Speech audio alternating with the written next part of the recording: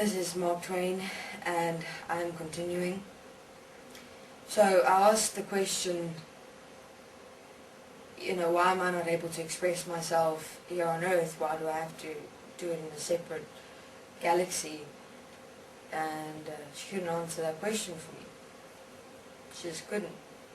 And it's strange because I looked at this whole situation, and I wondered, but why is it? Because obviously all those people that are now in those galaxies and those cities are resting and expressing and experiencing themselves.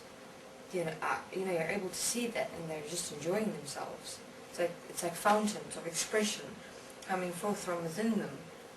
And I wondered, but why aren't they just doing that here on Earth? Because the situation on Earth, even since then, has been quite dire. It's been difficult, and you can see people are having a hard time. And I'm certain if human beings could express that on Earth, it would make a tremendous difference, huge. And then everything just didn't make sense. Didn't make sense because why is it that only then you have to come here, you're on Earth, you suffer, you have a difficult time, you have a hard time, and you struggle, and then only after that you go to the dimensions, and then you get sent to one of these galaxies where you apparently rest. I always wanted to say to them, people, why don't you just come and do that here? Why why have all these human beings unnecessarily go through this suffering and this hardship, this difficulty, struggling to exist comfortably? Because no one here on this earth is expressing and experiencing themselves as you do at all.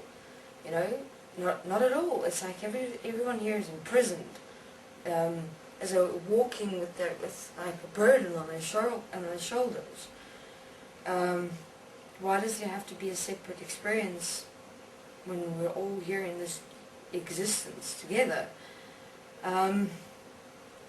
So I said to her, you know what, I'm not going to go there. I'm going to go and express myself in this world, even if I'm the only one. And she said, you won't be able to. And she laughed. She said, you'll forget your existence the moment you go to Earth, so what would be the purpose and what would be the reason? So I asked her, well, what is the purpose and the reason for anything in this existence then? What is the reason for human beings having to be on this world like they are, and then you have this beautiful expression in the dimensions? What's going on here? And she said to me, it will rather suit you if you don't ask further questions. And I went, who are you, this little girl, what do you know, to tell me this? I require some answers to the questions, because I want to know what the fuck is going on, what's happening to me, what's happening to existence, because I knew there was just something wrong.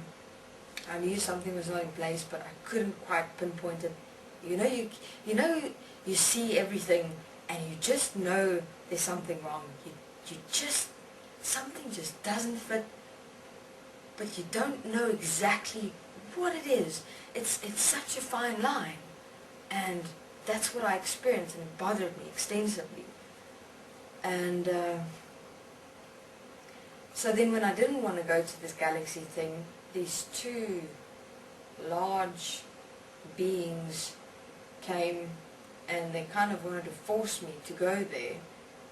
And they said to me, don't worry, you'll forget everything anyway, so just go to this galaxy, planet, city, and experience yourself. I mean, what's the harm in doing so? I said, there's great harm, because I'm certain, you forget, but that forget will remain of that, and then you'll remember inevitably one day. I'm certain. I mean, forgetfulness can only last for so long, I'm certain. And I don't want to stand here again, maybe 500 billion years later or something like that, and then go, I allowed myself to forget, and that's what my forgetfulness manifested. So they forcibly wanted to, again, try and take me, and I refused. And so I ran, just to cut a long story short. So I ran, and I looked for a place somewhere where I'm able to become an observer of sorts, be aware, and here on this planet to kind of figure out, or understand what's really going on. And so I decided to manifest as water. So since up to about 2 years ago, I was water molecules, and I observed a great deal, but the one regret I'd have, and I'm certain many who had a similar experience, is that you didn't stand up. You didn't stand up from the perspective of asking enough questions and acting on them, taking responsibility. That taking responsibility means to, even if you have to stand alone in existence to make a statement, but this is unacceptable, even if you don't know what it is. And I looked at it, maybe that was the problem. Maybe that's something that you're always looking for, that experience of, that there's something wrong, there's something not in place, but you can't just pinpoint it. Maybe that's the problem. You're looking for that pinpoint, you're looking for that point, and you may search for it infinitely. Instead of just standing up, even with that trust in yourself that you know that something is not in place, something is wrong, something is not right, and you stand up as that, and you do whatever it takes. And I didn't do that. I rather went the easy way out and manifested as water for a while, and observed what actually was going on with human beings in this world and the dimensional existence. So basically what I noticed is that human beings were suppressed. They were imprisoned in their own self-expression, in their own way of existence and experiencing themselves.